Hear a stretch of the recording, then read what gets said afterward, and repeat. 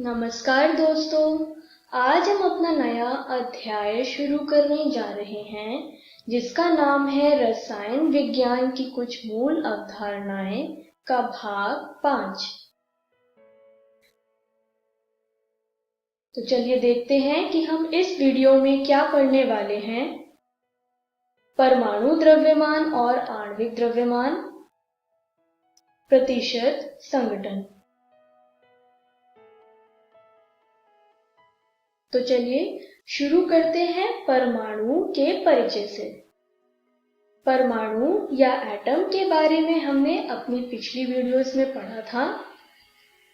परमाणु सबसे छोटे कण होते हैं जिन्हें ना तो बनाया जा सकता है और ना ही नष्ट किया जा सकता है।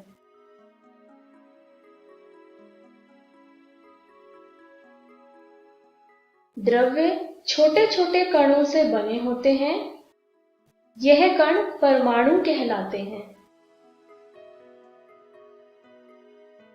परमाणु 3 कणों से बनता है: इलेक्ट्रॉन, प्रोटॉन और न्यूट्रॉन।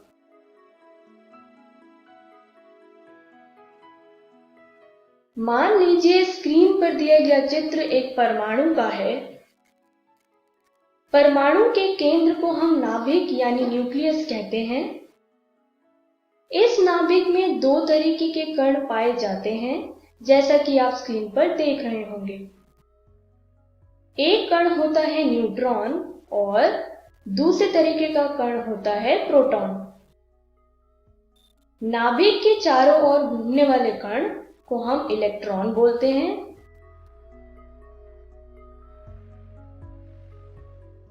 परमाणु के बारे में विस्तार से हम अपने अगले चैप्टर में पढ़ेंगे। परमाणु के बाद अब बात करते हैं अणु यानी मॉलिक्यूल की। अणु 2 या 2 से अधिक एक ही प्रकार या अलग अलग प्रकार के परमाणुओं से मिलकर बनता है। अणु 2 प्रकार के होते हैं। पहला है होमोन्यूक्लियर अणु और दूसरा है हेटेरोन्यूक्लियर अणु। आइए इन दोनों प्रकार के बारे में विस्तार से जानें। पहले बात करते हैं होमोन्यूक्लियर अणु की। होमोन्यूक्लियर अणु केवल एक प्रकार के तत्वों से बना होता है। आइए इसे एक उदाहरण से समझें। जैसे H2 यानी हाइड्रोजन गैस एक होमोन्यूक्लियर अणु है क्योंकि इसमें एक ही तरीके का तत्व यानी हाइड्रोजन है। उसी तरीके से O2 भी एक होमोन्यूक्लियर अणु है क्योंकि इसमें सिर्फ एक ही तत्व है यानी ऑक्सीजन। और N2 भी एक होमोन्यूक्लियर अणु है क्योंकि इसमें सिर्फ नाइट्रोजन है।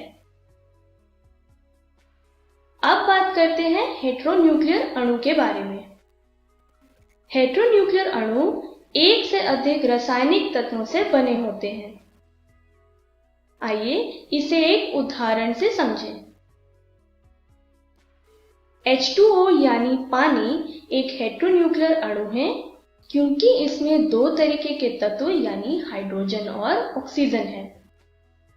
उसी तरीके से CO यानी कार्बन मोनोऑक्साइड भी एक हेटेरोन्यूक्लियर अणु है क्योंकि इसमें 2 तरीके के तत्व यानी कार्बन और ऑक्सीजन है। और N2O भी एक हेटेरोन्यूक्लियर अणु है क्योंकि इसमें 2 तरीके के तत्व यानी नाइट्रोजन और ऑक्सीजन है। इस तरीके से हमने अणु के बारे में जाना। अब हम अपने इस वीडियो के पहले विषय पे आते हैं जो है परमाणु द्रव्यमान और आणविक द्रव्यमान। इसमें हम पहले बात करते हैं परमाणु द्रव्यमान की। किसी परमाणु के द्रव्यमान को परमाणु द्रव्यमान कहा जाता है। परमाणु द्रव्यमान को हम AMU में व्यक्त करते हैं। आइए AMU के बारे में जानें। AMU यानी एटॉमिक मास यूनिट, जिसे हम परमाणु द्रव्यमान मात्रक भी कहते हैं। यह एक कार्बन 12 परमाणु के द्रव्यमान के 1 बटा भारवें रूप में परिभाषित किया जाता है। एक AMU की वैल्यू 1.66056 इंटू 10⁻⁻24 ग्राम्स होती है। अगर हाइड्रोजन का द्रव्यमान हमें ग्राम्स में लिखना हो तो 1.6736 इंटू 10⁻⁻24 ग्राम्स है। इस हिसाब से अगर हमें हाइड्रोजन का द्रव्यमान AMU में निकालना हो तो आंसर आएगा 1.0080 AMU, जैसा कि आप स्क्रीन पर देख पा रहे होंगे। इस तरीके से हम किसी भी तत्व का परमाणु द्रव्यमान को AMU में परिभाषित करते हैं।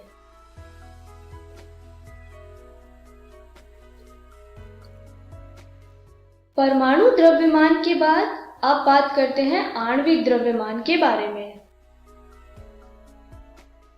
अणु में उपस्थित सभी परमाणु के द्रव्यमान का योग आणविक द्रव्यमान कहलाता है। आइए इसे एक उदाहरण से समझें। H2O यानी जल का आणविक द्रव्यमान क्या होगा? आइए देखते हैं कि इसका आणविक द्रव्यमान कैसे निकाला जाएगा। आणविक द्रव्यमान की परिभाषा के मुताबिक 2 इंटू हाइड्रोजन का परमाणु द्रव्यमान प्लस 1 इंटू ऑक्सीजन का परमाणु द्रव्यमान, क्योंकि H2O में 2 हाइड्रोजन और 1 ऑक्सीजन है। तो आंसर आएगा 18.02 U। यह जल यानी पानी का आणविक द्रव्यमान है। अगर हम एक और उदाहरण लें जो है CH4 यानी मीथेन, इसका आणविक द्रव्यमान निकलेगा जैसा कि आप स्क्रीन पर देख पा रहे होंगे, यानी 4 इंटू हाइड्रोजन का परमाणु द्रव्यमान प्लस 1 इंटू कार्बन का परमाणु द्रव्यमान।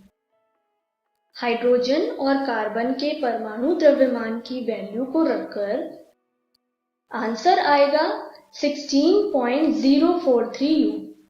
यह मीथेन यानी CH4 का आणविक द्रव्यमान है।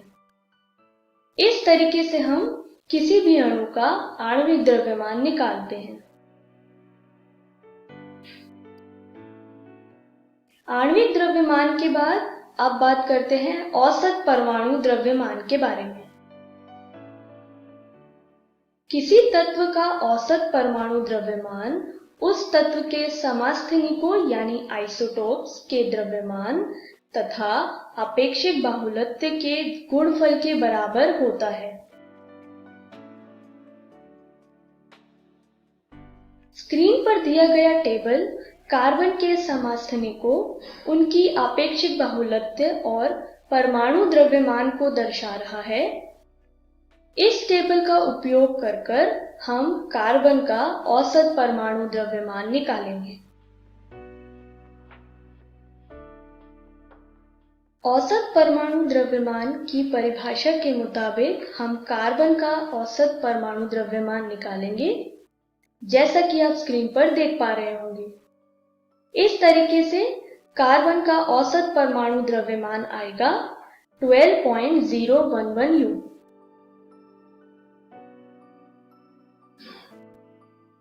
औसत परमाणु द्रव्यमान के बाद अब बात करते हैं सूत्र द्रव्यमान के बारे में। कुछ पदार्थ जैसे सोडियम क्लोराइड में उनकी घटक इकाइयों के रूप में अणु अलग से उपस्थित नहीं होते हैं। ऐसे यौगिकों में कण त्रिविमीय संरचना यानी 3 डायमेंशनल स्ट्रक्चर में उपस्थित रहते हैं। स्क्रीन पर दिया गया चित्र सोडियम क्लोराइड का 3D स्ट्रक्चर या त्रिविमीय संरचना को दर्शा रहा है। इसमें एक सोडियम आयन क्लोराइड आयनों में घिरा रहता है और एक क्लोराइड आयन सोडियम आयनों में घिरा रहता है। आयनिक यौगिकों के सूत्र इकाई के उपयोग आणविक द्रव्यमान के स्थान पर किया जाता है। आइए देखते हैं कैसे। सोडियम क्लोराइड का द्रव्यमान निकालने के लिए हम सोडियम का द्रव्यमान प्लस क्लोरीन का द्रव्यमान करेंगे, तो आंसर आएगा 58.5 U। यह सोडियम क्लोराइड का सूत्र द्रव्यमान है। चलिए अब आज के दूसरे विषय पे चलते हैं, जो है प्रतिशत संघटन। प्रतिशत संघटन को निकालने के लिए हम तत्वों का द्रव्यमान को भाग करेंगे उसके यौगिक के मोलर द्रव्यमान से और मल्टीप्लाई करेंगे 100 से। यह किसी भी तत्व के प्रतिशत संघटन निकालने का फॉर्मूला है।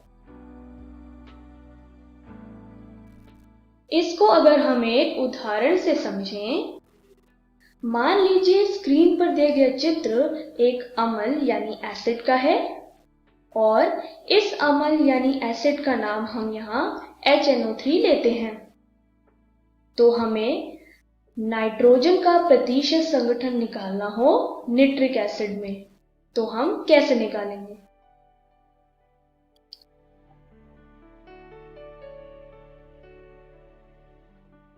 जैसा कि हम जानते हैं, निट्रिक एसिड का मोलर द्रव्यमान है 63.01 ग्राम पर मोल और नाइट्रोजन का मोलर द्रव्यमान होता है 14.0067।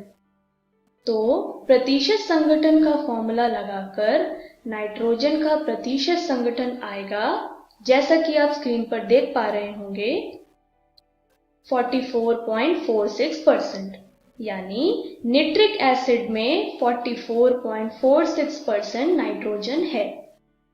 इस तरीके से हम प्रतिशत संघटन को निकालते हैं। तो चलिए देखते हैं कि हमने इस वीडियो में क्या सीखा। हमने परमाणु द्रव्यमान और आणविक द्रव्यमान के बारे में जाना। हमने प्रतिशत संघटन के बारे में भी जाना। तो चलिए देखते हैं कि अगली वीडियो में हम क्या पढ़ने वाले हैं। अगली वीडियो में हम मोल संकल्पना के बारे में जानेंगे। हम स्टोइकियोमेट्री के बारे में भी जानेंगे। Thank you.